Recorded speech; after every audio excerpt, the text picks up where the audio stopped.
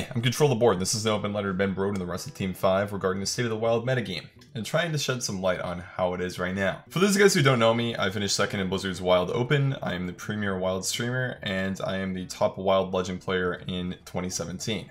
Basically, I'm really passionate about the Wild game mode and dedicate a good portion of my life to playing and creating content for it.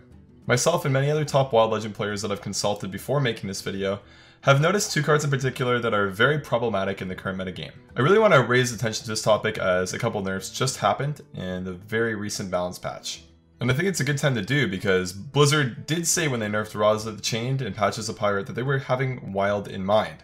So I figured I'd continue that Wild snowball and talk about what I think needs to be changed before rotation happens. If you guys didn't know, in the next expansion, about half of the playable standard cards will be rotating over to Wild.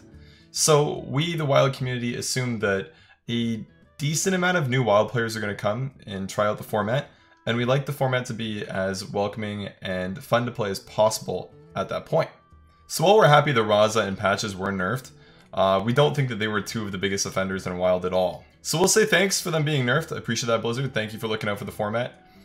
But we would like to turn your eyes towards two cards in particular that are a little bit too problematic at the moment in the metagame. Start with number one, Barnes. So Barnes might not look like he's that insane, but when used specifically in Big Priest right now, he is over the top, mind-blowingly, polarizingly annoying. What he does is he cheats out 8 to 10 drops on turn 3 or 4. It's a very frustrating card to play against because every time you queue into a priest, you really have to hope that they're not big priests and they're not lucky enough after they hard mulligan to get Barnes in their opening hand. Because if they do, you know that, oh wow, I have to deal with an onslaught of 8 to 10 drops on turn 4, 5, and 6. That's a lot of fun. And Wild, we have a card called Resurrect, which is a 2-mana card that resurrects a random minion from your deck, which makes it a lot more consistent for you after you play Barnes or Shadow Essence to be able to pull those 8 to 10 drops back out of your deck. And with the addition of the Spellstone for Priest, which has been introduced, Resurrect Priest is very, very frustrating to deal with right now, especially when they can draw Barnes on curve. Barnes really creates a polarized gameplay experience where the player who draws Barnes is quite happy because they know when they do, they're going to win about 70-80% of the time on the spot. But for the opponent that has Barnes played against them, it's a very depressing kind of, shadow over the game. That's an okay board. Turn 5. The victory is yours. One of the big issues with Barnes is as more huge minions, so 8 to 10 drops, that are very powerful and fit the deck's game plan, are created and printed in future expansions, Barnes only gets stronger and stronger. Think about Yesaraj being printed. If there's a new Yesaraj type card that gets printed, that just skyrockets Big Priest to a whole nother level of being strong. So we, the Wild community, think that this would be a good change just for future card creation and card printing, so the format can stay balanced, and for the current balance of the metagame right now, because most of us are unhappy with losing to Barnes. You might ask, Control, how do you suggest changing it? I think that Blizzard's going to do a much better job than me, but I asked on Reddit, on the Wild subreddit, if anybody had any suggested changes or any specific cards they think needed to be nerfed. And one that I highlighted is actually a very good change was as follows. I think a great way to do this is to make Barnes summon a 1/1 active minion that copies all text from a minion in your deck. Silencing it would leave you with a 1/1 vanilla minion, and resurrecting it would bring the 1/1 back. That even if it comes back with the text is a lot easier to handle than an 8/8 taunt minion. And I think this is a great way to do it. Again, I'm going to leave the balance changes up to Blizzard. I just want to bring these to light. We, the community, think Barnes needs to be changed. Now that transitions quite well into the second card that I'm going to be talking about, which is also very polarizing and quite unfun to play against, the Naga Sea Witch. So this is a card that Blizzard actually changed its interaction without even announcing it. So what they did was they made all the giants in Hearthstone, so Mountain Giant, Molten Giant, Sea Giant, Clockwork Giants, and Arcane Giant, all had their costs reduced to 5. So with Mountain Giant, if you had 5 additional cards on hand, it would cost 0 if Naga Sea Witch is on the board. Molten Giant, if your health is 25 or lower, will cost 0 with Naga Sea Witch in your hand. So what happens a lot of the time is you could play Naga Hunter or Naga Warlock, and on turn 4, if you have the coin, just coin Naga Sea Witch and play 3 or 4 giants.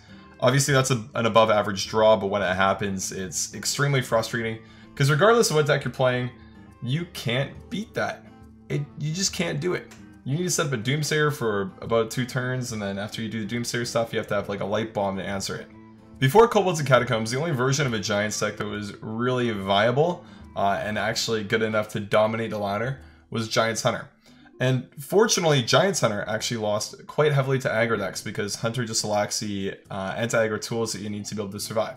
So it's mostly used as a deck for counter queuing or a deck to be used in a metagame that was filled with greedy lists. However, with Kobolds and Catacombs, Warlock is now able to utilize the Naga package very well. Think about demons like Voidlord, cards like Kobold Librarian, and the Spellstone Warlock has gotten helps a lot. And the Warlock deck right now is probably one of the most unfun decks to play against in the metagame. It's very oppressive, and it only really loses to combo decks. The problem with Naga Sea Witch is that your opponent has absolutely no time to react regardless of what deck you're playing. You can hope to be playing a deck like Combo Priest where you can make a 32-32 Deathlord and hit your opponent in the head in that time, but that requires a very good draw to beat. You really don't have time when your opponent gets a coin and they're playing a Naga deck to win when you're playing an aggro deck, which is very frustrating. So when you're playing aggro decks, what you want to be able to do is punish these decks that have greedy strategies, like the Naga Sea Witch Warlock deck. Unfortunately though, the deck just has so many anti-aggro tools, it's very hard for you to win that matchup. So we, the Wild community, also think the Naga Sea Witch should be changed. Our proposed change after talking to a number of top legend players in Wild is simply to make Naga Sea Witch a 6 mana 6/6 and have all cards cost 6. So you can still do the cool stuff where you cheat out all the giants, but it'll be on turn 5 or 6 and a little bit harder to do. Again, I'm not going to push this. I just think the cards should be changed. Definitely we'll leave it up to Blizzard, maybe even like revert it before where you cannot cheat out anything with Naga Sea Witch. So the giants change is reverted. We would just like to see it change because it's definitely warping the metagame, and especially after the Raza and Patches nerf, it's going to be a huge deck and probably the most prevalent one on ladder. In summary, we have 2 cards that are currently a bane on the wild mode of Hearthstone and potentially major future risks for the format. We asked the Team 5 look at these cards and potentially make changes to ensure that the polarizing strategies they create are kept in check, as they are strong oppressive strategies that are unfun to play against. Obviously, I'm inspired to make this video by recent changes in the balance of Hearthstone, so the nerfs to Raza the Chain, Patches of Pirate, Bone Mare, and Quarter Creeper, without the inclusion of Barnes and Naga Sea Witch in that bundle of balance changes. I'm not saying that these cards need to be nerfed tomorrow, but I would say think about doing so before set rotation when all of the new players rotate over to Wild, so then they can have a truly fun Wild experience without having to deal with these frustrated losses that Barnes and Naga Sea Witch can cause. Hopefully you guys get a chance to look at these issues and make a change as soon as possible and not sweep this under the rug. I'd like to thank all the Wild experts and Danny Donuts especially for helping me make this video with all the discussions we've had about balance of the format. All you guys from North America, Europe, Asia that I've been talking to, thank you so much. I know there's about 20 or 30 of you and I can't thank you all individually, but yeah, big shout out to Danny. Thank you, man. This is like a final closing note. All I really want is for Wild to live up to the potential that I know that it can have, and addressing these 2 cards is a step in the right direction. Thanks for watching, guys. I really appreciate it. You can find me on Twitch, YouTube, and Twitter.